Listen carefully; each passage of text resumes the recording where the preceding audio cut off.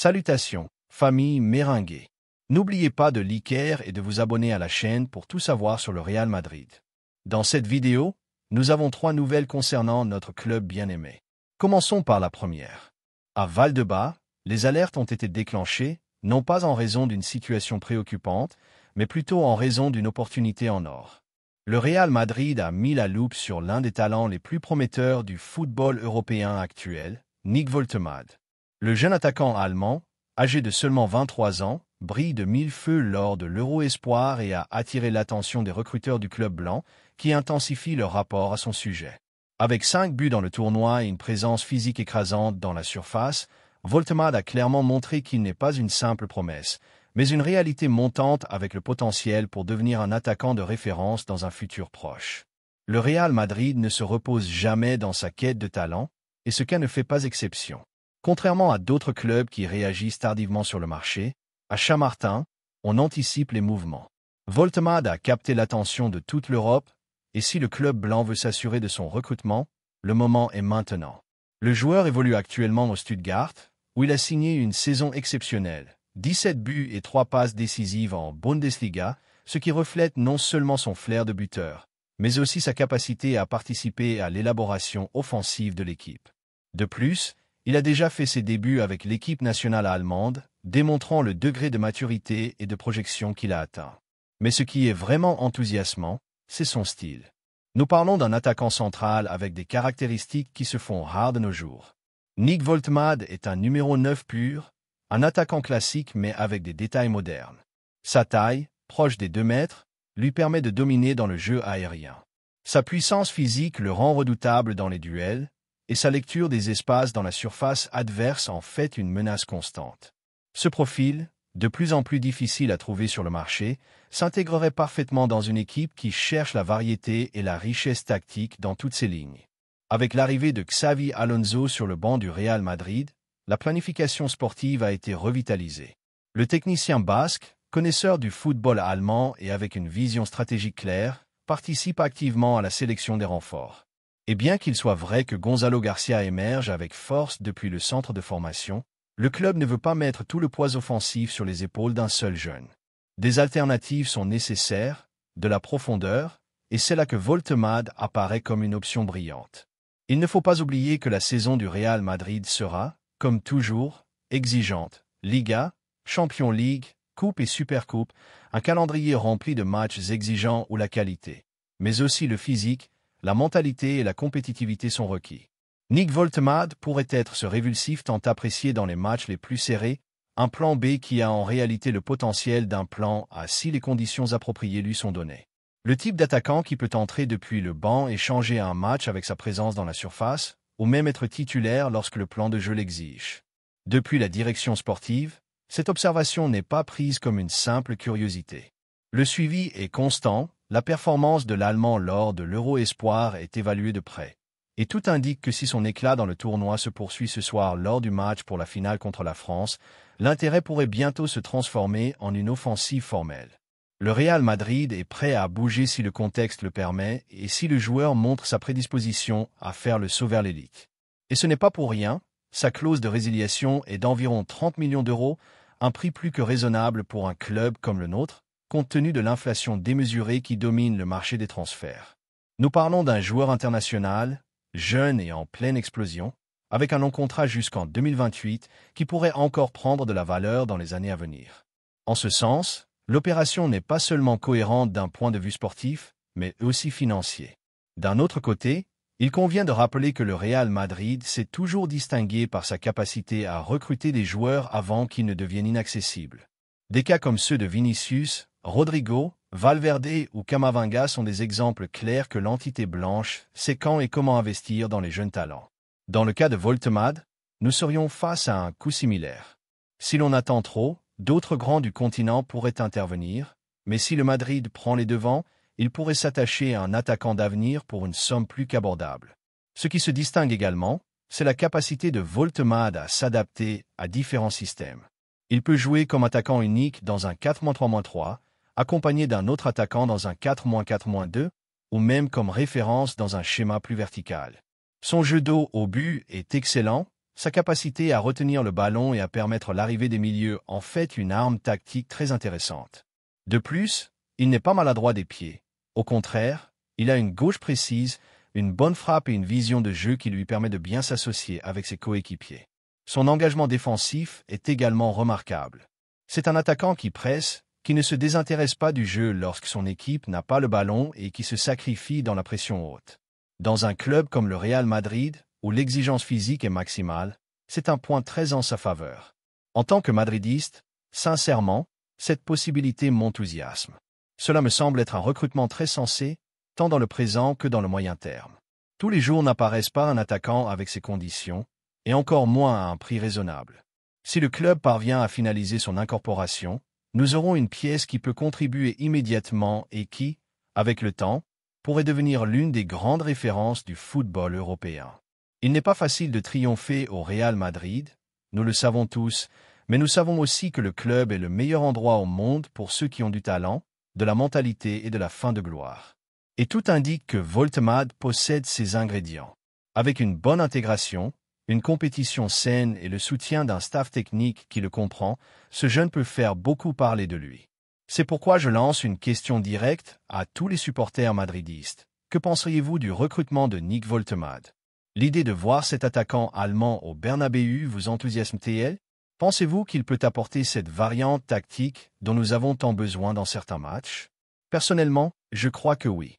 Je crois que ce type de pari est ce qui rend le club grand. Recruter avec vision, avec critères et ne pas laisser échapper les talents lorsqu'ils sont encore apportés. Dans un marché où beaucoup de clubs se déplacent selon les modes, le Madrid doit continuer à marquer le chemin avec intelligence. Et si finalement l'opération se concrétise, il faudra l'accueillir comme il se doit, car il ne s'agirait pas seulement d'un renfort, mais d'un symbole de l'avenir, un attaquant avec des buts, du physique, de l'ambition, qui se prépare au Bernabéu. Peut-être sommes-nous au début d'une histoire spéciale, et comme toujours, que ce soit l'écusson qui décide, car si Nick Voltemade porte le blanc, ce sera pour laisser une trace. Que pensez-vous, madridistes? Lui ouvrons-nous les portes de notre maison? La deuxième nouvelle concerne une décision importante dans notre club bien-aimé. À Valdebebas, on respire un air d'incertitude de plus en plus épais. Il ne s'agit pas d'une question de recrutement médiatique ni de négociation de dernière minute, mais d'une décision qui peut sembler mineure pour certains, mais qui, pour ceux qui suivent le Real Madrid match après match, a une charge symbolique et sportive énorme. La possible sortie d'Andriy Lunin. Le gardien ukrainien, à 26 ans, envisage sérieusement l'option de quitter le club. Et parmi les candidats pour obtenir ses services, le Real Oviedo, récemment promu en première division, apparaît. Pour beaucoup, cela pourrait sembler un mouvement logique en quête de minutes et de continuité. Mais pour ceux qui connaissent son évolution, pour ceux qui apprécient le travail silencieux et le mérite sportif, cette opération n'est rien de plus qu'une énorme erreur que le club devrait éviter à tout prix. Car Lunin n'est pas n'importe quel gardien. Ce n'est pas un nom qui est apparu de nulle part. Il est au club depuis des années, s'entraînant dans l'ombre de l'un des meilleurs gardiens du monde, supportant avec intégrité et professionnalisme le manque d'opportunités, sans plainte, sans bruit, sans protagonisme vide. Sa croissance a été constante, bien que souvent invisible pour ceux qui ne regardent que les titres. Cependant, lorsque son moment est arrivé, lorsque Thibaut Courtois est tombé blessé et que le but du Real Madrid est resté sans son propriétaire naturel, c'est Lunin qui a répondu, et il l'a fait avec une catégorie admirable dans les grands matchs, sous pression, avec le maillot le plus lourd du monde sur les épaules. La saison dernière a été le test définitif.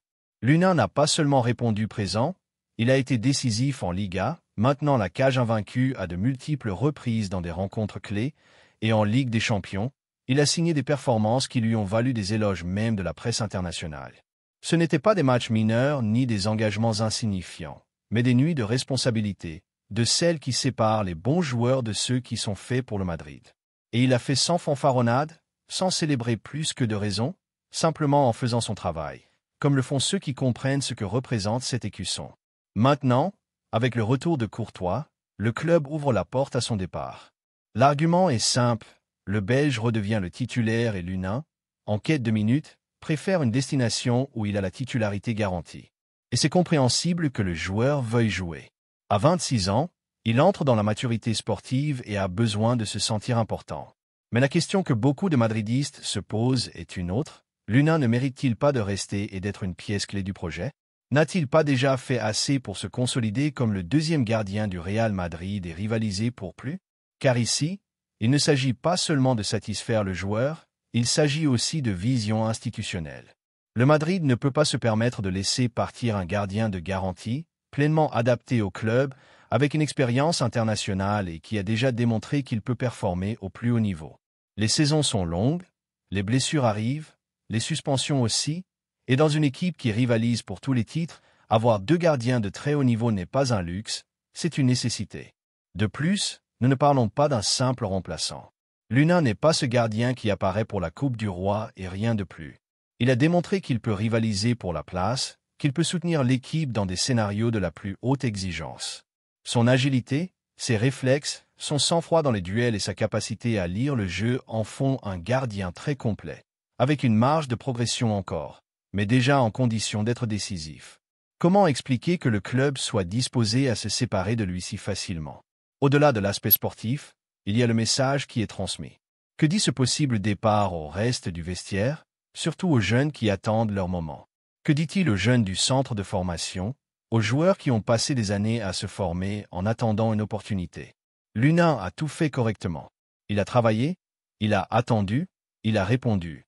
Si on lui ferme la porte juste quand il est prêt, quelle espérance reste-t-il pour ceux qui sont derrière? Et n'oublions pas à quel point il est difficile de trouver des gardiens de son profil sur le marché. Ils ne sont pas légion, un gardien jeune avec de l'expérience au plus haut niveau, avec une projection, une mentalité, un caractère, et en plus connaisseur de la philosophie du club. Vraiment, le Real Madrid va-t-il renoncer à cela pour une offre du Real Oviedo? Avec tout le respect pour le club asturien, qui a fait ses preuves pour revenir dans l'élite, le niveau compétitif est un autre, et si Luna veut grandir, le lieu est le Madrid. Ici, il a déjà le soutien du staff technique, l'affection des supporters et la connaissance de chaque recoin de Valdebebas. Beaucoup de madridistes se souviennent encore avec émotion de ses performances en Ligue des Champions, de ses arrêts décisifs en Liga, de sa sécurité sur les ballons aériens, de sa capacité à diriger la défense avec des gestes, sans avoir besoin de crier. Luna a cela, qui ne s'entraîne pas, le sang-froid, et ce n'est pas une coïncidence, c'est le fruit d'années de travail silencieux, d'absorption de connaissances, d'amélioration à chaque entraînement, de compétition contre le meilleur gardien du monde chaque semaine. Cette expérience ne s'achète pas, cette solidité ne s'improvise pas, et si maintenant le club décide de s'en passer, on ne perd pas seulement un grand gardien, on perd un actif stratégique qui pourrait être fondamental à tout moment de la saison. Pour toutes ces raisons, en tant que madridiste, je suis absolument contre son départ. Cela me semble être une erreur stratégique, un recul inutile et une preuve de peu de confiance dans le travail bien fait. Luna mérite de rester, il s'est gagné sa place par le travail et la performance, et le club devrait le valoriser comme tel. Tous les jours n'apparaît pas un gardien comme lui, tous les jours on n'a pas à la maison une solution solide et fiable sans avoir besoin de sortir sur le marché. Le Real Madrid a toujours été synonyme d'excellence, d'ambition, de planification, et cette décision, sincèrement, va à l'encontre de tout cela. On ne peut pas construire une équipe d'élite en laissant échapper ceux qui ont déjà démontré qu'ils sont prêts. On ne peut pas regarder seulement le court terme. Le but est une zone sacrée, et Luna, sans aucun doute, a démontré être à la hauteur de l'endroit qu'il défend. C'est pourquoi aujourd'hui je pose une question directe à l'afición madridiste. Êtes-vous d'accord pour laisser partir Luna? Vous semble-t-il logique de perdre un gardien qui a déjà démontré être fiable, complet et avec un avenir? Ne serait-il pas plus cohérent de lui offrir un nouveau contrat, une structure de minutes raisonnable et ainsi assurer un but de premier niveau pour les prochaines années? N'oublions pas que le Madrid ne gagne pas seulement grâce à ses stars, mais aussi grâce à des joueurs comme Luna, discrets, professionnels, courageux, capables d'apparaître quand personne ne les attend et de sauver l'équipe quand c'est le plus nécessaire. Si le club veut continuer à dominer l'Europe, il a besoin de joueurs comme lui, et si Luna part, nous perdrons bien plus qu'un deuxième gardien. Nous perdrons de la sécurité, de l'expérience, de l'avenir. Moi, je l'éclaire, Luna doit rester. Et vous, madridistes, allons-nous laisser partir un gardien qui a déjà sauvé le Madrid quand nous en avions le plus besoin? Ou allons-nous élever la voix et exiger que soit valorisé ce qui compte vraiment? Car dans ce club, le mérite devrait avoir sa récompense, et Andriy Lunin l'a déjà gagné. La troisième nouvelle concerne un énorme coup de tonnerre au Real Madrid. Au cœur du madridisme, où chaque décision est mesurée non seulement par son impact sportif, mais aussi par sa charge symbolique, un mouvement se prépare qui pourrait marquer un avant et un après dans la configuration de l'équipe. Nous faisons référence en détour à la possible sortie de Vinicius Junior du Real Madrid. Ce qui, il y a quelques mois, semblait impensable commence aujourd'hui à prendre forme, et surtout, des chiffres. Depuis l'Angleterre, et plus précisément, depuis Old Trafford, le Manchester United prépare une offensive qui a ébranlé les fondements de Valdebebas. Plus de 250 millions d'euros sont sur la table pour l'attaquant brésilien, une proposition qui, si elle se confirme, serait la vente la plus chère de l'histoire du club blanc et qui a déjà fait réfléchir la direction dirigée par Florentino Pérez. Nous ne parlons pas d'une simple intention. La machine du United s'est mise en marche avec le sérieux de ceux qui savent qu'ils ont le carnet de chèques bien rempli et l'envie ferme de recruter une star médiatique et différentielle. Et dans le cadre de cette opération, un ancien connu du madridisme s'est activement impliqué, Casemiro. Le milieu de terrain brésilien, légende récente du Real Madrid et actuel joueur de l'équipe anglaise, est devenu l'ambassadeur du projet Red et exerce une pression personnelle pour convaincre son compatriote de changer le Bernabéu pour le théâtre des rêves.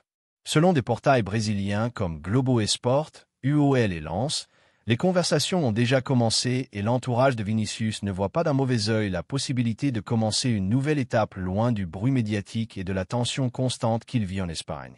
Et c'est précisément l'un des grands points de friction qui pourrait pousser Florentino Pérez à accepter la sortie. L'usure médiatique de Vinicius a atteint un point préoccupant. Match après match, le focus est mis davantage sur ses gestes, ses réactions, ses protestations et ses polémiques que sur sa performance sportive. Il a été au centre de constants affrontements avec des rivaux, a provoqué des supporters entiers et est entré en guerre verbale avec des journalistes et des commentateurs. Son nom apparaît autant dans les pages sportives que dans celles de la société, et ce bruit, aussi justifié soit-il par certains comme du tempérament, commence à lasser le club.